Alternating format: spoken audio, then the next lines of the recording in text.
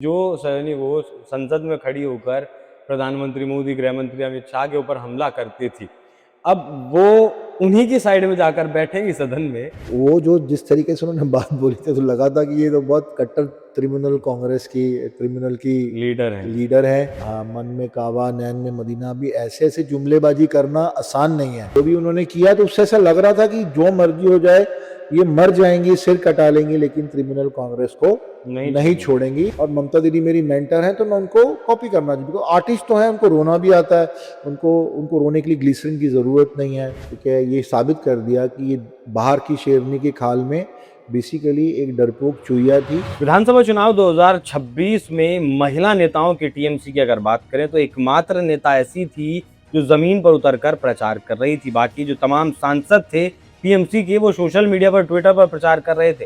लेकिन सयानी घोष एक ऐसा नाम था जो ट्रोल भी काफी हुआ, सबसे ज्यादा आलोचना का भी शिकार करना पड़ा जो उन्होंने गाना गाया था। उसके बाद चुनाव प्रचार भी सबसे ज्यादा किया। लेकिन अब जो एक लिस्ट सामने आई है, काकोली घोष दस्तीदार ने जो लोकसभा अध्यक्ष को लिस्ट सौंपी है, जो 20 सांसद एक अलग गुट चाहते हैं, उसमें भी सयानी घोष का नाम है। क्या इस पर यकीन किया जा सकता है? मुझे तो नहीं हो रहा है। सर, सयानी घोष का नाम जो इस लिस्ट में आया है, क्या आपको लगता है कि मतलब यकीन कर सकते हैं आप जिस तरीके से उन्होंने विधानसभा में प्रचार किया, या फिर बीजेपी के खिलाफ उनकी बयानबाजी, या फिर राघव चड्ढा को लेकर जो बयान था?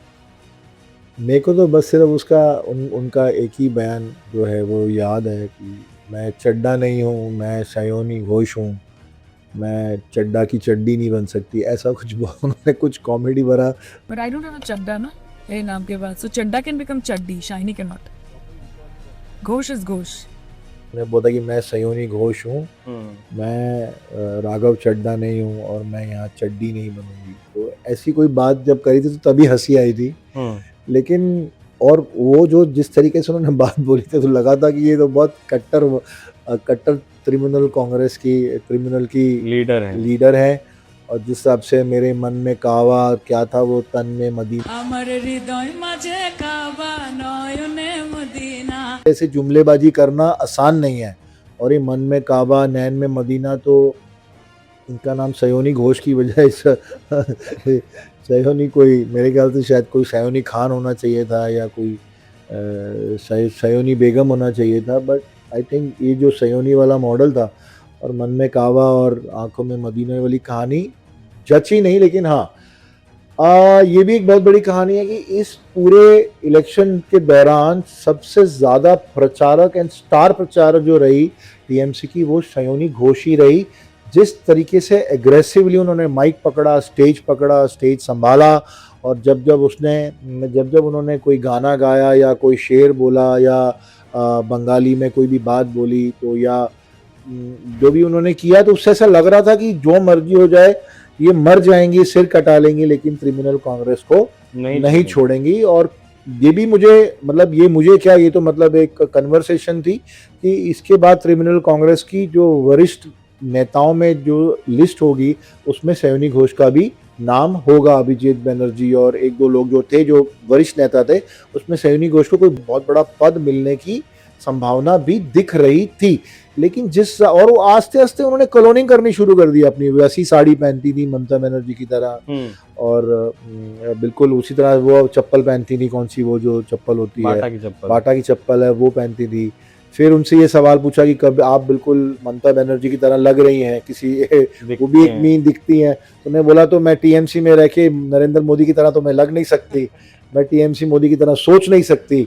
मुझे अगर टीएमसी में प्राउड है, और मैं टीएमसी की तरह ही लगना चाहती हूँ, और ममता दीदी मेरी मेंटर हैं, तो मैं उनको कॉपी करना चाहिए, बिकॉज आर्टिस्ट तो हैं, उनको रोना भी आता है, उनको रोने के लिए ग्लिसरीन की ज़रूरत नहीं है। मतलब उन पे कृपा है, कला की कृपा है।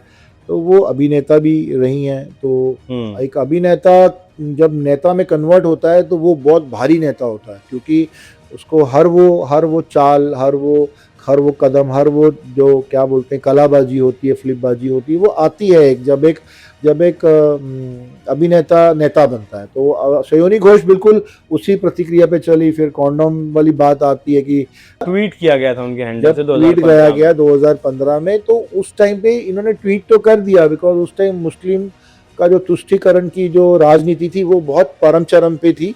मेच्योरिटी में ममता बनर्जी को समझ आ रही थी और जो मेजर लीडर्स थे उनको समझ आए। तो इस बात का भी जब विपक्ष ने इस पे हमला किया या सनातनियों ने इस बात पे ऑब्जेक्शन उठाया या इस पे विपक्ष ने हमला किया, तो उस टाइम भी ममता बनर्जी ने और जो दूसरे वरिष्ठ नेता थे उन्होंने सयोनी घोष का साथ उस लेवल तक नहीं दिया जिस लेवल तक देना चाहिए था।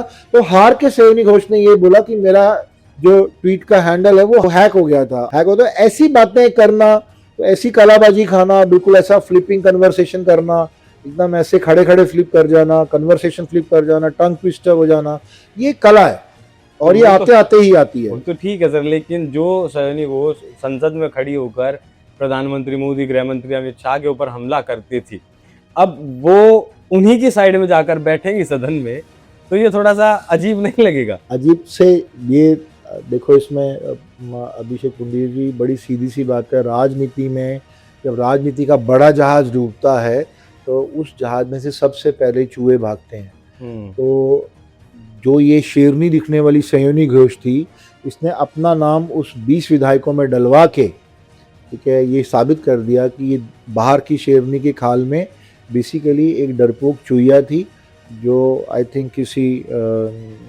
एम्बिशन की वजह से, किसी एम्बिशन के चलते इतनी बड़ी बड़ी बात बोल रही थी। बिकॉज एक प्रोटेक्शन था ममता बनर्जी का टीएमसी के बड़े लीडरों का, जो कि जाते जाते ख़त्म हुआ। तो सयोनी घोष को भी ये पता चला कि मुझे अगर फ्लिप नहीं किया तो शायद ये मेरा ये मेरा पतन होगा, मेरी समाप्ति होगी और आगे जो मेरा पॉलिटिकल भविष्य है वो ज़ीरो हो जाएगा।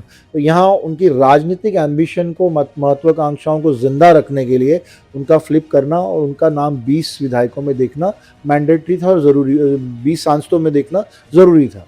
नहीं, जब सयानी घोष जैसे नेता जा सकते हैं तो फिर ममता बनर्जी का और भी नेता साथ छोड़ सकते हैं, इस पर भी मोहर लग जाती है और बहुत ज़्यादा वजूद, अब राजनीतिक वजूद ममता बनर्जी का शायद नहीं बचेगा। बहुत धन्यवाद सर जुड़ने के लिए। बाकी आप लोग, सयोनी ने जिस तरीके से प्रचार किया विधानसभा चुनाव में, और अभी 8 तारीख में बुलडोजर की कार्रवाई को लेकर शुभेंदु अधिकारी के ऊपर भी उन्होंने हमला करते हुए ट्वीट किया था, उसके बाद अब जब 10 तारीख तक खबर आती है कि वो उन्हीं सांसदों में शामिल है जो एनडीए का, प्रधानमंत्री नरेंद्र मोदी का समर्थन कर रहे हैं, तो थोड़ा सा अपने आप में अजीब लगता है। बाकी अभी वक्त बचा है, क्या कुछ होता है वो देखने वाली बात।